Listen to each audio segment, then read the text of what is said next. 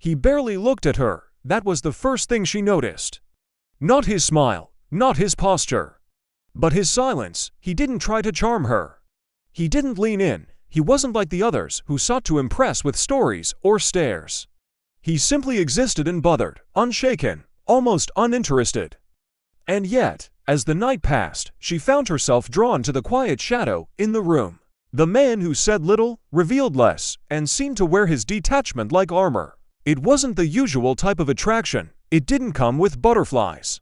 It came with tension, like trying to solve a riddle she had been given all the clues to. There was no chase from him, but suddenly, she found herself wanting to be caught. Not by his words, but by what he wasn't saying. Not by his affection, but by his restraint. What is it about that kind of man, the one who behaves like he's made of smoke, always just out of reach, that makes some women spiral into obsession? Why does emotional emptiness, presented in such casual packaging, feel like a mystery worth solving? Why does his very absence feel more powerful than presence? It begins with the brain, not the heart. That's the first misunderstanding. The heart might ache later, but the initial addiction forms in the mind. Specifically, in the reward center, when someone offers just enough attention to feel noticed but never enough to feel safe, the brain becomes trapped in a cycle of craving. This is called intermittent reinforcement, and it's the same psychological mechanism that keeps gamblers pulling levers on slot machines. The reward is rare, but it's possible, and that possibility becomes more addictive than certainty ever could. One smile, one message, one accidental brush of the hand. And then, silence, cold withdrawal, emotional vacancy. It's the inconsistency that hooks her, not the affection. The unpredictability, the maybe, the what if. The next time, the hope. And he acts like he's nothing, as if he has no emotional presence, as if he's just passing through, untouched and untouchable. He doesn't ask questions. He doesn't offer himself. He never seems moved. But he also never truly leaves. He stays, lingering in messages that say nothing but still suggest something. He haunts more than he holds, and that makes him feel important. Not because of what he gives, but because of what he denies. Some men wear this persona because they are genuinely emotionally shut down. Trauma, upbringing, ego, whatever the cause, their detachment isn't a strategy. It's their default state. Others, however, wear it as a tactic. They understand consciously or not that their silence speaks louder than words to a certain kind of woman. A woman who was conditioned to believe that love is earned, not given. That if someone doesn't care, it's her job to make them. So she starts to try. She dresses better. She texts more thoughtfully. She tolerates longer silences. She explains away his coldness. He's busy. He's been hurt. He's not good with emotions. She creates a narrative. One where his behavior makes sense. One where, if she's just patient enough, kind enough, irresistible enough, he'll finally transform. But what she doesn't see is that she's no longer engaging with him. She's engaging with the version of him she's invented. A man who could feel, if only he let himself. A man who could feel, if only he let himself. A man who would love, if only she unlocked him. She's not in love. She's in labor, working, pushing, exhausting herself to give birth to a relationship that exists only in theory. Meanwhile, he does very little, and that's part of the illusion. His very lack of effort makes her feel like she must compensate. The silence becomes her canvas, the blankness becomes her mirror. And in trying to fill it, she begins to lose herself.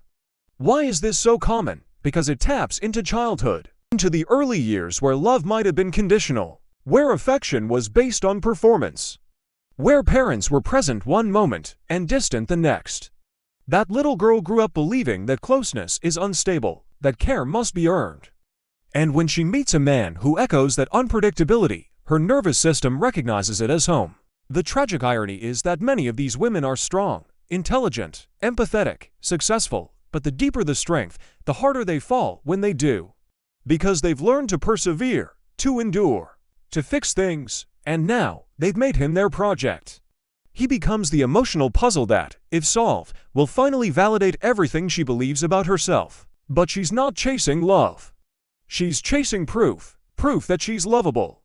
Proof that she can turn coldness into warmth. Proof that, if she tries hard enough, she'll be chosen. And when he gives her just one look, one compliment, one night of temporary softness, it feels like a breakthrough, like progress, like intimacy. But it's not. It's just another flicker before the next freeze. Another drop in the drought, yet she clings to it. Because addiction doesn't need abundance. It thrives in scarcity, in the illusion of progress. And the more uncertain she feels, the more invested she becomes. The longer she waits, the more she has to believe it's worth it. Because to walk away now would mean admitting the truth that he was never going to be what she hoped. Not always with the same man, but with the same pattern. The same silence, the same script. So how does it break? Not by waiting for him to change, not by pleading for closure. Not by trying to outsmart the cycle. It breaks the moment she realizes she doesn't want to feel this way anymore, that confusion isn't romantic, that tension isn't chemistry. That silence isn't mystery, it's absence, emotional absence. And slowly, she starts to reclaim herself. She no longer overanalyzes texts. She no longer fills in blanks he never asked her to fill. She stops trying to be enough for someone who refuses to receive. She lets the silence be what it is, an answer, not a question. This doesn't happen overnight. It takes time, withdrawal, grief, a grieving not of what she lost, but of what never really existed. Of the fantasy, the potential, the dream she built around his indifference. But in the ashes of that loss, something else rises, clarity. She begins to notice other kinds of men, the ones who look her in the eyes. Who ask how she's doing and actually listen. Who don't act like they're nothing but like she's everything. At first, it might feel unfamiliar, even boring. Her nervous system, so used to chaos, might not trust calm. But with time, safety starts to feel like peace instead of punishment. Presence starts to feel like power. And she realizes she never wanted someone who acted like he was nothing. She just didn't believe she could ask for more. But now she knows that real love isn't aloof. It isn't passive. It doesn't punish with silence or manipulate with distance. Real love shows up, speaks, stays, and most importantly, it sees her. All of her, not as something to fix, chase, or prove, but as someone to hold, understand, and meet halfway. The man who acts like he's nothing, he stays behind, in the past. In the chapter she outgrew the moment she stopped begging to be chosen. Because she finally chose herself.